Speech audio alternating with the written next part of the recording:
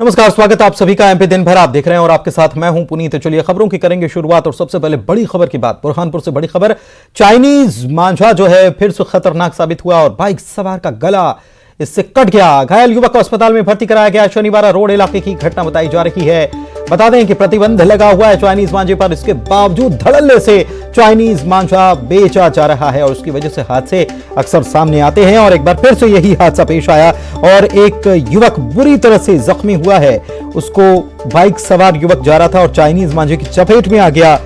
गला जो है उसका, उसमें चोट आई है और कट गया उसका गला। अब उसको अस्पताल में भर्ती करा दिया गया युवक को, जहां उसका इलाज चल रहा है। लेकिन रोक है उसके बावजूद भी चाइनीज मांझे के उपयोग के मामले सामने आ रहे हैं। धड़ल्ले से इसको बेचा जा रहा है और इसका नतीजा यह कि लोगों की जान पर कितना भारी है यह समझा जा सकता है इस घटना से।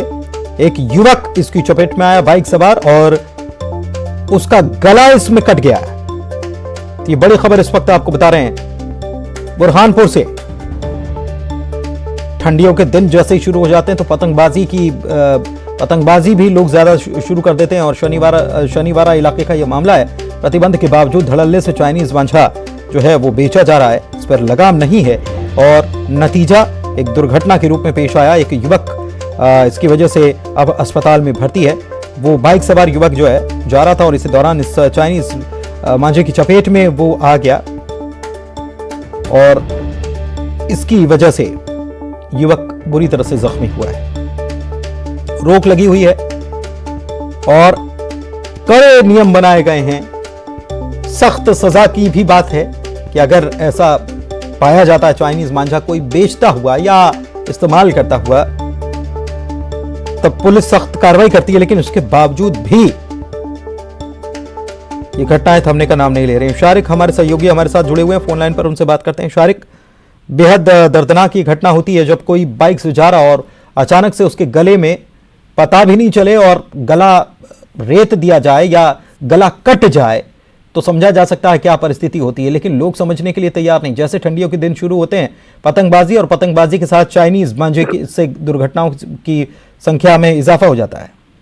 देखिए, हम आपको बता दें कि एक दिन पहले कलेक्टर ने बुरहानपुर जिले में चाइना मांझे पर प्रतिबंध लगाया। लेकिन हम आपको बता दें कि जिला प्रशासन का ये केवल एक कागज मात्र आदेश होता है, लेकिन जमीन पे क्या हो रहा है, धरातल पे क्या हो रहा है, इसका कोई सुध लेने को तैयार नहीं होते, जिसका नतीजा आज एक युवक को इसका खामियाजा उठाना पड़ा। हम बता दें कि बुरहानपुर का जो शनिवारा जो मुख्य रोड है, यहाँ पर एक युवक जब जा रहा था, अचानक उसके गले में एक मांझा आया और उसने देखा, देखते देखते उससे खून निकलने लग गया। उसको उसकी नसें कट गई थी। इसे तत्काल निजी अस्पताल में भर्ती किया गया। काफी खून बह चुका था और डॉक्टरों ने उसे इंदौर भेजने की सलाह दी है और उस परिजनों ने उसको इंदौर इलाज के लिए रेफर कर दिया गया है। बहुत शुक्रिया आपका इस जानकारी के लिए। तो बहुत दर्दनाक ऐसे वाकये सामने आते हैं जब ये चाइनीज मांझे की वजह से कोई चपेट में आ जाए और बहुत खतरनाक और दर्दनाक ये घटना होती है। युवक के साथ भी यही हुआ है। अब उसकी हालत गंभीर है, इंदौर रेफर करने तक की तैयारी है क्योंकि खून बहुत ज्यादा बह चुका है। दिल्ली से बड़ी खबर, दिल्ली में कल पीएम मोदी से सीएम शिवराज सिंह चौहान की मुलाकात होनी है। प्रदेश में चल रही केंद्र सरकार की योजनाओं की स्टेटस रिपोर्ट वो देने वाले हैं और साथ ही में जनवरी 2023 में इंदौर में जो प्रवासी भारतीय सम्मेलन होने जा रहा है, इसके अलावा खेलो इंडिया यूथ गेम्स जो होने जा रहे हैं, G20 समिट का भी आयोजन मध्य प्रदेश में होना है, ग्लोबल इन्वेस्टर समिट इंदौर में होने वाली है। इसकी सारी तैयारियां जो चल रही हैं इसकी जानकारी मुख्यमंत्री देने वाले हैं।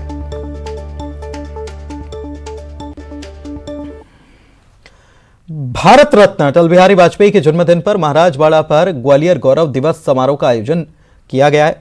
सीएम ने कार्यक्रम का शुभारंभ किया। केंद्रीय मंत्री नरेंद्र सिंह तोमर, ज्योतिरादित्य सिंधिया इसमें मौजूद रहे। सीएम समेत सभी ने अटल जी के चित्र पर पुष्पांजलि अर्पित की।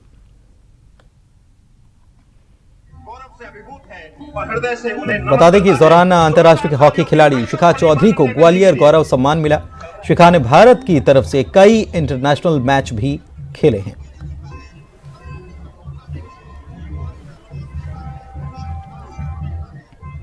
और मैं अनुरोध कर रहा हूं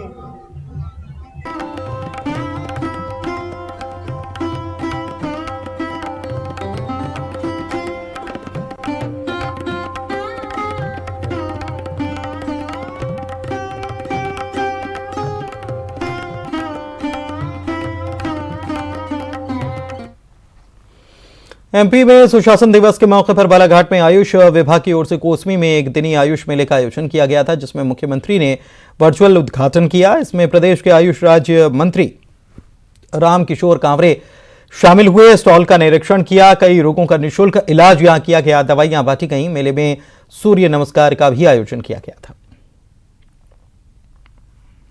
तो हमने ये तय किया कि आयुष मेला में सारे के सारे जनप्रतिनिधि, वहाँ के लोकल के जो मंत्री होंगे उसको आमंत्रित करोगे आप, वहाँ के विधायक जी से आप मिलोगे, वहाँ के जिला पंचायत के सदस्य से मिलोगे, वहाँ के जनपद अध्यक्ष आपके उससे कार्यक्रम का अतिथि होगा।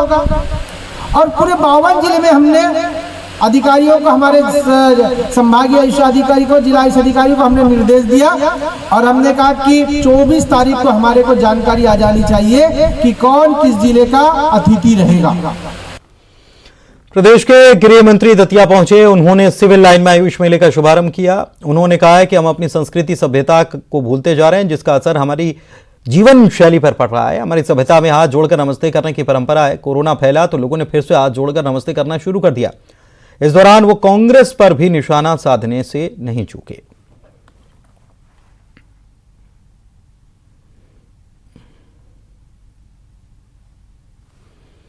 पूर्व प्रधानमंत्री अटल बिहारी वाजपेयी के जन्मदिन के मौके पर देश भर में सुशासन दिवस मनाया जा रहा है। इस मौके पर ग्वालियर में पोलिंग बूथ कार्यक्रम और गुड गवर्नेंस डे आयोजित किया गया, जिसमें उड्डयन मंत्री ज्योतिरादित्य सिंधिया मुख्य अतिथि के रूप में शामिल थे।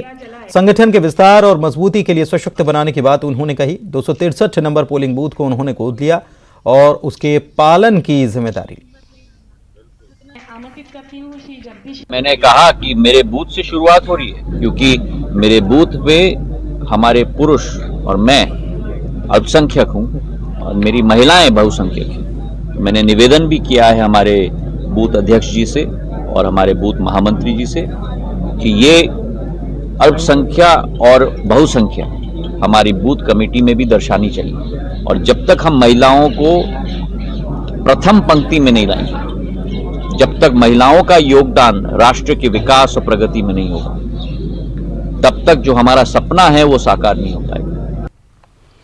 एमपी के सीहोर में दिवंगत कर्मियों के आश्रितों और सेवानिवृत्त शिक्षकों की पुरानी पेंशन बहाली, अनुकंपा नियुक्ति जैसी मांगों को लेकर लोटन यात्रा कुबेरेश्वर धाम से रवाना हुई। इस यात्रा में शामिल लोग 1 जनवरी को भोपाल पहुंचकर सीएम शिवराज सिंह चौहान से मिलकर अपनी मांग रखेंगे। इस अनोखी पदयात्रा में 25 लोग शामिल हैं। कुबेरेश्वर धाम सीहोर से भोपाल तक कुल 51 किलोमीटर लोटन यात्रा चलेगी।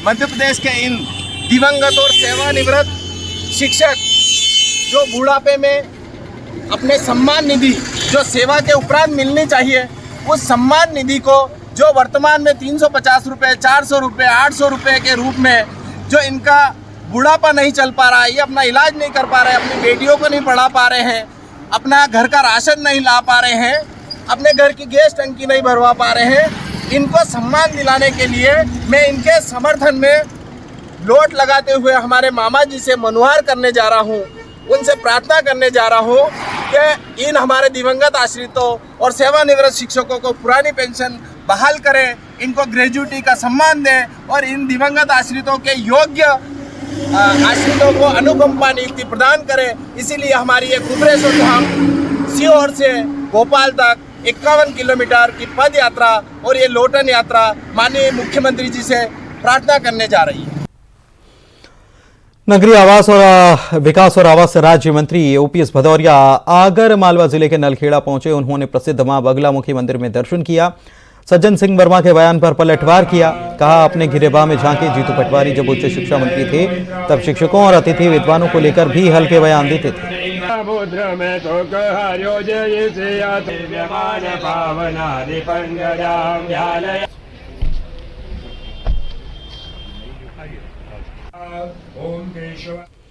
दमोह में करीब 250 लोगों ने ईसाई धर्म छोड़कर सनातन धर्म में वापसी की। इन लोगों को पवित्रीकरण के लिए पूजा पाठ और अनुष्ठान का आयोजन किया गया था। क्रिसमस के दिन बागेश्वर धाम के पंडित धीरेन्द्र शास्त्री के सामने लोगों ने हिंदू धर्म में वापसी की।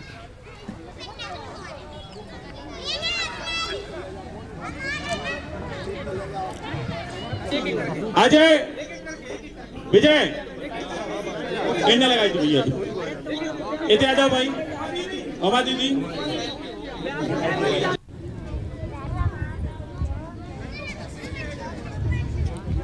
इनको लालच देकर के जिस प्रकार से उन्होंने कुकृत्य किया निंदनीय है। और हमने किसी भी प्रकार से फोर्स नहीं किया, न हमने कोई पूर्व में बात की। स्वयं बागेश्वर बालाजी की कृपा के प्रभाव से चल करके आए हैं। और उसमें हमारे संतू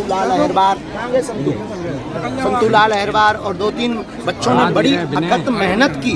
उसके प्रभाव के कारण ही आज 100, 150, 200 कई सैकड़ों लोग 200-300 लोग यहाँ पर सनातन धर्म में पुनः वापस हुए। यही सत्य की जीत और बागेश्वर बालाजी की कृपा का चमत्कार है। अब हमें और बलपूर्वक कार्य करना चाहिए ताकि जिस प्रकार इन लोगों के साथ भोले भाले लोगों को शिकार बनाया जा रहा ये भारत में बंद हो। रीवा में मारपीट के मामले पर मुख्यमंत्री ने सख्ती दिखाई है और उन्होंने ट्वीट करते हुए लिखा है कि मऊगंज क्षेत्र में युवती के साथ हुई बर्बरता मामले पर सीएम ने ट्वीट किया है और मध्य प्रदेश में महिलाओं पर अत्याचार करने वालों को किसी सूरत में बख्शा नहीं जाएगा लिखा है। अपराधी पंकज त्रिपाठी के घर पर बुलडोजर चलाया गया, ये भी उन्होंने जिक्र किया है। ड्राइवर पंकज का लाइसेंस भी कैंसिल कर दिया गया है।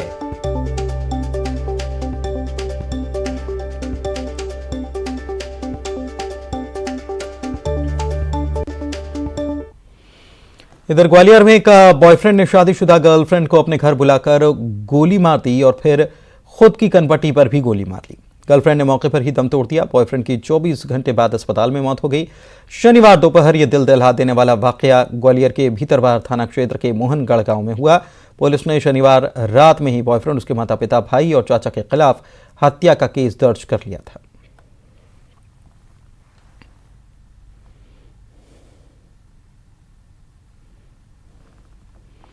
प्रत्यागी इंदौर में छोटी ग्वालटोली इलाके में लोहा व्यापारी के घर अज्ञात बदमाशों ने धावा बोला और 10 लाख रुपए से भरा हुआ बैग लूट लिया। बदमाशों ने व्यापारी को चाकू मारकर घायल भी किया।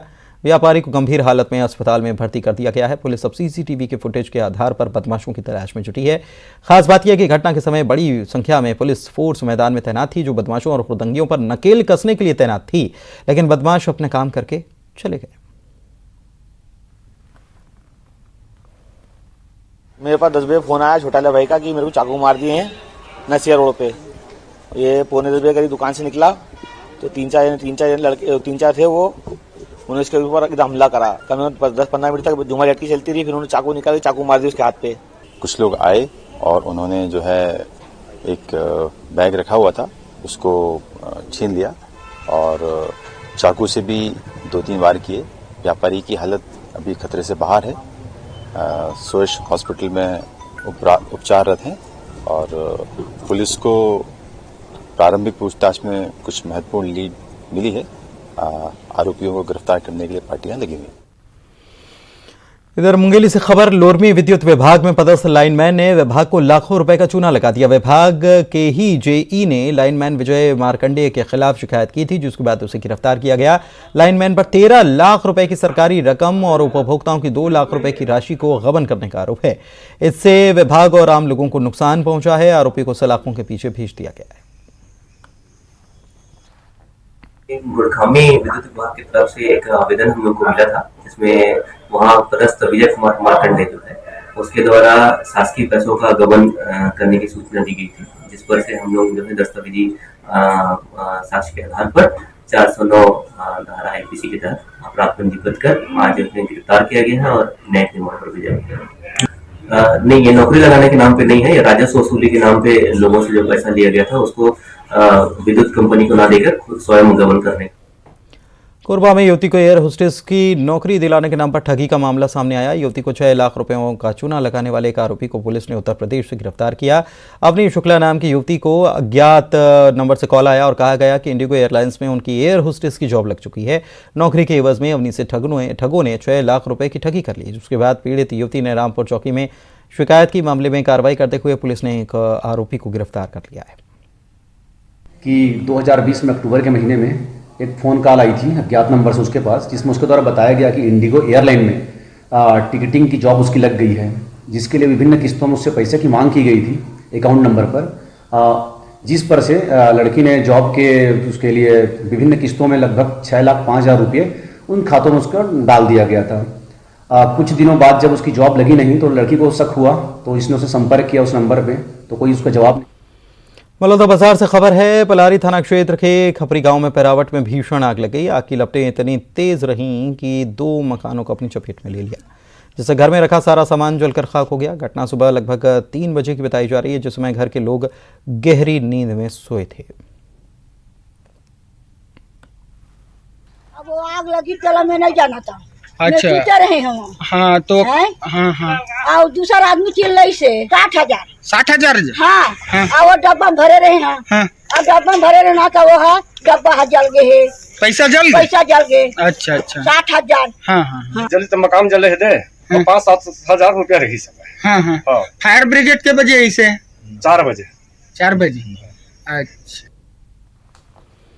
कोरबा जिले से सनसनीखेज घटना आई। यहां पर पति ने अपने बच्चों के सामने ही पत्नी को मौत के घाट उतार दिया। खाने को लेकर हुए विवाद में पति ने पत्नी पर घर में रखे टंगिया से ताबड़तोड़ वार किया, जिसमें पत्नी की जान निकल गई। वारदात की जानकारी खुद आरोपी ने अपने रिश्तेदारों और पुलिस को दे दी। इस पिता का खौफनाक रूप देख बेटा बेटी सहमे हुए हैं। मामला CSCV पुलिस चौकी क्षेत्र का है। हाँ तो मोला मालूम नहीं है, लेकिन मोला लक्ष्मण हाँ फोन कर आया हो ना तो पता चलिस कि ओला मार दे हैं करके। कौन मारे है, कैसे समझ? तो घर वाला मारे है बोलिस, टांगी से मारे है बोलिस। और शादी के बाद से दोनों पति पत्नी में अक्सर विवाद होते रहता था और कई बार समाज में बैठक कर समझौता भी कराए थे। उसके बाद भी पति पत्नी के बीच विवाद होते रहता था। आज दिनांक को योगेंद्र श्रीवास अपने घर 7:30 बजे करीब काम करके पहुंचा, तो उसके पत्नी से खाना देने की बात को लेकर विवाद हुआ और फिर उसका पति गुस्से में आकर योगेंद्र श्रीवास ने अपनी पत्नी मंजिता के सिर में धारदार टांगे से कई बार हमला किया, जिससे मौके पर मंजिता की मृत्यु हो गई है। इधर सूरजपुर के SCCL भटगांव में पुलिस को 10 दिन से लापता एक नाबालिग की संदिग्ध हालत में लाश मिली है। दरअसल SCCL भटगांव निवासी अमन सोनवानी 10 दिन पहले अपने घर से निकला था, लेकिन वापस नहीं लौटा, जिसके बाद परिजनों ने भटगांव पुलिस थाने में अमन की गुमशुदगी की रिपोर्ट दर्ज कराई थी। एडिशनल SP ने बताया कि फॉरेंसिक टीम के मुताबिक शव 5 दिन पुराना है। ऐसे में पोस्टमार्टम रिपोर्ट के बाद ही कुछ कह पाना संभव है। दिनांक 15 तारीख को थाना भटगांव में भटगांव क्षेत्र की ही एक नाबालिग 14 साल के बच्चे की गुमशुदा होने की रिपोर्ट दर्ज कराई गई थी। भटगांव पुलिस के द्वारा बच्चे की पतासाजी हेतु लगातार प्रयास किए जा रहे थे। उसी के तारतम्य में आज कुछ बच्चे नीली झील में बकरी चराने आए थे। उन बच्चों के द्वारा उस गुमशुदा बच्चे की डेड बॉडी यहां पे देखी गई, जिसकी सूचना थाना भटगांव पुलिस को दी गई। थाना भटगांव पुलिस घटनास्थल पर पहुंच चुकी है। FSL व डॉग स्क्वाड भी घटनास्थल पर उपस्थित है। आगे की जांच की जा रही है। सीधी में आदिवासी वनांचल इलाके में तेंदुए ने मासूम को शिकार बना लिया। इस घटना के बाद इलाके में सनसनी फैल गई। वारदात के बाद संजय टाइगर रिजर्व समेत तमाम प्रशासनिक महकमा अलर्ट हो चुका है। बच्चे का शव जंगल में मिला है। 1 महीने के अंदर ये ऐसी दूसरी घटना है। घटना के बाद ग्रामीणों में आक्रोश है। प्रशासनिक अमले के समझाने के बाद लोगों का गुस्सा शांत हो सका। की तरफ से 8 लाख रुपया का जो मुआवजा राशि है वो तो मिलेगा ही, प्लस अभी अंत्येष्टि के लिए हम लोग जो है वो सचिव के माध्यम से 10,000 और आदिम जाति कल्याण विभाग की तरफ से भी 10,000, तो 20,000 अभी हम लोग ये देंगे। प्लस इसके अलावा खाद्यान्न भी हम लोग अभी दे रहे हैं। लेकिन हम लोग की प्राथमिकता इसमें है कि दोबारा इस तरह की घटना की कोई पुनरावृत्ति ना हो। हरदा में ओलंपिक संघ की ओर से आयोजित कमल खेल महोत्सव का शुभारंभ किया गया। इस मौके पर शहर में खिलाड़ियों ने मार्च पास्ट किया, जिसमें कृषि मंत्री और कुश्ती खिलाड़ी ओलंपियन योगेश्वर दत्त शामिल हुए। मंत्री कमल पटेल ने खिलाड़ियों का हौसला बढ़ाया। मार्च पास्ट में बच्चों के साथ ड्रम बजाया। खेल महोत्सव 12 जनवरी तक चलेगा, जिसमें 5,000 खिलाड़ी शामिल होंगे। 29 प्रकार के खेलों को इसमें शामिल किया गया। और आप सभी को उत्साह को सारे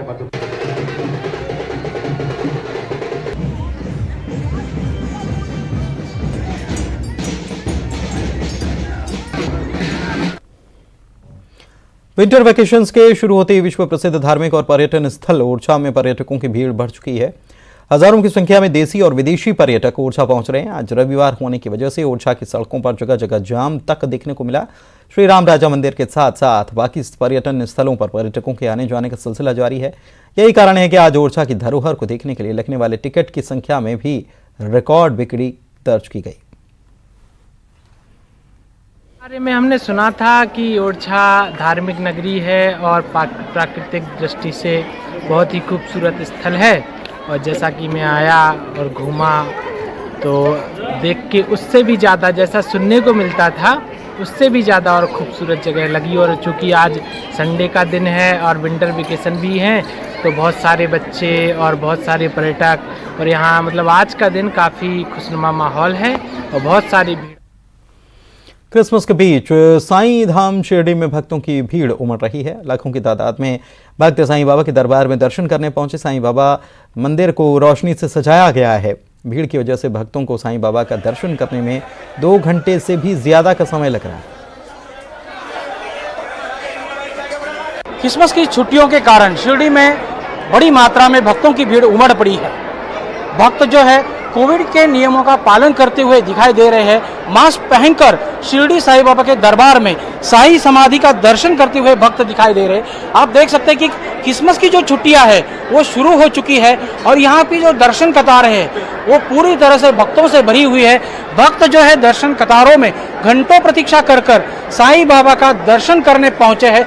दूर दराज से देश भर से भक्त यहाँ पर आते हैं। और जो क्रिसमस की छुट्टियाँ होती है, नव वर्ष का जो पर्व होता है, नए साल की जो छुट्टियाँ होती है, नए साल के मौके पर भक्त शिरडी आते हैं, साईं बाबा का दर्शन करते हैं। कोविड के 2 सालों में जो साईं बाबा मंदिर जो है कोविड के गाइडलाइन के द्वारा बंद रखा गया था 31 दिसंबर को, उसके चलते भक्त जो है वो साईं बाबा के दर्शन नए साल के मौके पर नहीं कर पाए थे।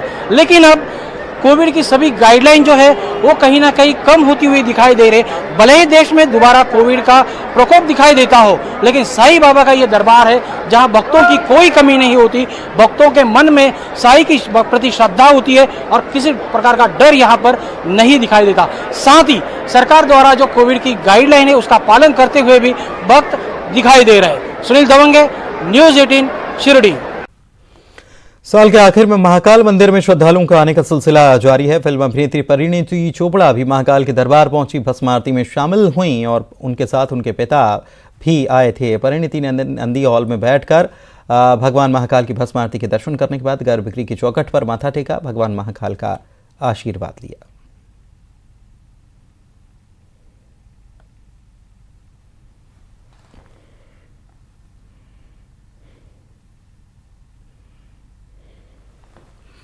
और आइए चलते चलते अब आपको दिखाते हैं भारत रत्न अटल जी की खास रिपोर्ट। कहां से सीखा राजनीति का ककहरा और कहां होती है रोजाना अटल जी की पूजा। मुझे दीजिए इजाजत, नमस्कार।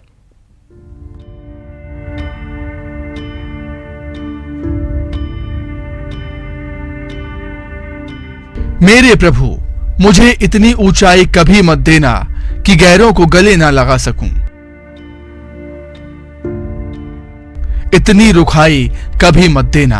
ये अटल जी की लोकप्रिय कविता उनकी जिंदगी और सोच को दर्शाती है। अटल जी किस तरह से लोगों से मोहब्बत करते थे, इस बात का सबूत है, जिसकी वजह से लोगों ने भी जीते जी अटल जी को भगवान मान लिया, उनका मंदिर बना दिया, मूर्ति स्थापित कर दी। जी हां, ग्वालियर में पूर्व प्रधानमंत्री अटल बिहारी वाजपेयी का मंदिर है। ग्वालियर की सत्यनारायण टेकरी पर बना मंदिर करीब 22 साल पुराना है। इस मंदिर को विजय सिंह चौहान ने स्थापित किया था। अटल जी की शख्सियत इतनी बड़ी थी, इसका गवाह है ग्वालियर की सत्यनारायण टेकरी पर बना ये मंदिर। एक आदर्श नेता की हैसियत से अटल जी का मंदिर बनाया गया है। और अटल जी, चूंकि ग्वालियर में जन्म है अटल जी का, शिंदे की छावनी, तो अटल जी का इतिहास भी यहाँ से जुड़ा रहे, बना रहे, इस दृष्टि से ये मंदिर बनाया गया। ये इसलिए बनाया गया कि अटल जी का भी जन्म यही है। अटल जी की शख्सियत इतनी बड़ी थी, इसका गवाह है ग्वालियर की सत्यनारायण टेकरी पर बना ये मंदिर। अटल जी के जीवन काल में ही इस मंदिर को बनाया गया था। इस टेकरी पर अटल जी अक्सर आते थे और यहाँ बैठकर पढ़ते थे, दोस्तों के साथ खेलते थे।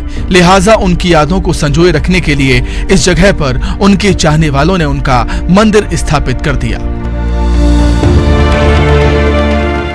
और इस पहाड़ी पर जब विद्यार्थी थे तो पढ़ने यहाँ आते थे, बैठकर पढ़ते थे। तो माननीय अटल जी ग्वालियर से जुड़े हुए हैं। उनका व्यक्तित्व एक ऐसा व्यक्तित्व रहा है कि पूरे भारत में उन्हें एक आदर्श नेता के तौर पर माना देखा गया है।